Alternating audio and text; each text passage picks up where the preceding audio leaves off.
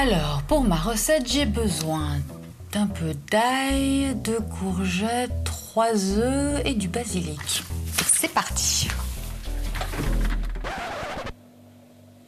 Ah oui, d'accord. Bon, il va falloir que j'aille faire des courses, moi.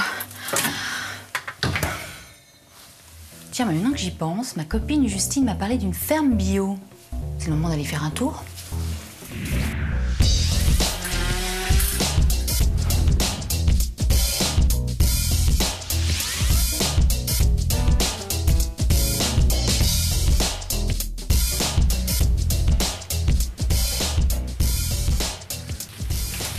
Tiens, c'est bizarre, j'ai jamais entendu parler de ce légume. Tétragone. Madame, bonjour, je peux vous aider? Oh oui, merci monsieur. Je me demandais, parmi tout ce qu'on voit ici, qu'est-ce que vous produisez vous-même? Mais la grosse majorité des légumes, puisqu'ici sur la ferme, on axe sur la vente directe. Comme on est en pleine saison, on fait une quarantaine de variétés de légumes différents qui sont proposés ici à l'étal en vente directe. Et alors la viande qu'on voit là, c'est vous aussi qui la produisez? Oui, tout à fait. Donc l'élevage se fait ici sur la ferme à l'arrière. On transforme la viande dans les ateliers de boucherie et on vend ici au détail, comme ça. Si vous voulez, si vous intéresse vraiment, vous pouvez aller voir mon père qui est sur la ferme et il vous fera peut-être visiter l'élevage et les cultures. Ok, Bon, merci. Là, faut y aller. Je retourne dans mes légumes. Ok, merci. Oui. Ah, tu es là, Henri. Jackie, voilà. Qu'est-ce que tu fais? Je prépare les carottes pour le magasin. Elles sont récoltées du champ, on les a mis trempées une demi-heure dans l'eau. Et maintenant, la terre, le grotte de terre est tombé. Je vais les asperger pour les mettre au magasin bien nettoyés. Et l'eau que tu utilises, c'est de l'eau de ville? Ben non, non. Nous sommes raccordés à une citerne qui est ici en dessous avec une pompe qui alimente un groupe pour la pression. Et il y a aussi deux autres citernes de 20 000 litres, celle-ci 20 000, plus une grande citerne qu'on vient d'inaugurer de 120 000 litres d'eau. Donc nous avons, en théorie, une réserve potentielle de 180 000 litres d'eau. Et nous avons aussi, mais ça c'est pour l'arrosage des tunnels notamment, un puits, un ancien puits, qui est à 20 mètres dans la nappe aquifère ici en dessous, et on s'en sert pour arroser les légumes dans le tunnel. Donc c'est tout de l'eau récupérée? 90%. 90%, oui. On va voir. Ça? Allez, on y va. Donc c'est ici que se passe la culture des légumes? Voilà, entre autres, hein, ici c'est un tunnel. Tu vois, Claire est là, c'est son domaine. Elle va t'expliquer tout ce qu'elle fait ici. Ok. Ça va? Oh, merci. Amuse-toi bien. Oh là là, il y en a des tomates ici. Claire? Oui?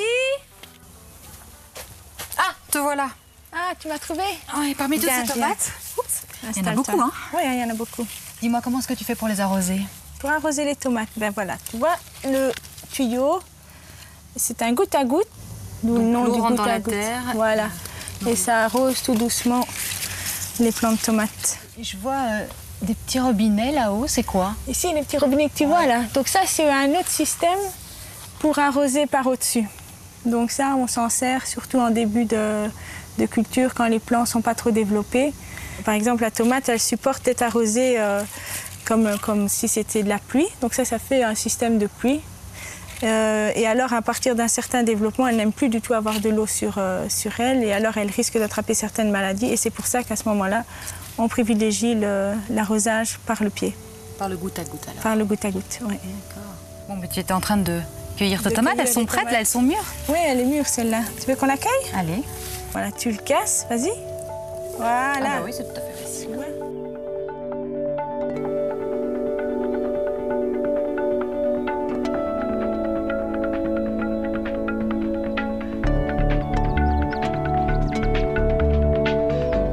Alors Henri, Claire m'a tout expliqué sur l'arrosage des tomates, le fameux goutte à goutte. Mais ici, il n'y en a pas apparemment. Ben ici, exceptionnellement, il y en a quand la terre est très sèche au moment du repiquage, parce que la motte a besoin de l'eau dans les 48 à 72 heures après, surtout quand on repique dans des conditions sèches. Ici, la plante est démarrée, il n'y aura plus d'arrosage du tout. Donc après, c'est la nature qui s'en charge. Voilà, voilà. On a suffisamment de pluviométrie en Belgique pour couvrir la période de vie de la plante. Quand on a 800 litres d'eau par an au mètre carré, il y a de quoi faire pousser les plantes. En fait, j'ai l'impression que la plupart des agriculteurs arrosent abondamment, donc en fait, ils arrosent trop.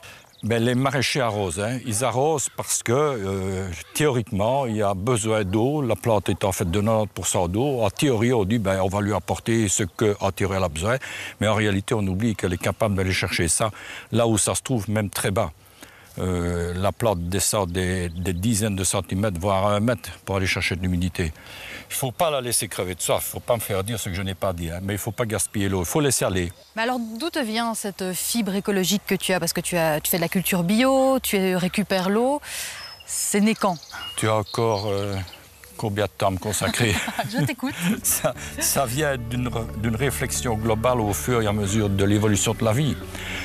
C'est pas en un jour que toutes mes réflexions sont venues. C'est à force de réfléchir, d'apprendre sur le terrain, de voir comment ça se comporte. C'est tout un processus qui prend du temps. Entre la théorie et la pratique, il y a beaucoup de marche et c'est au pied du mur qu'on voit le maçon et c'est dans la terre qu'on voit le paysan.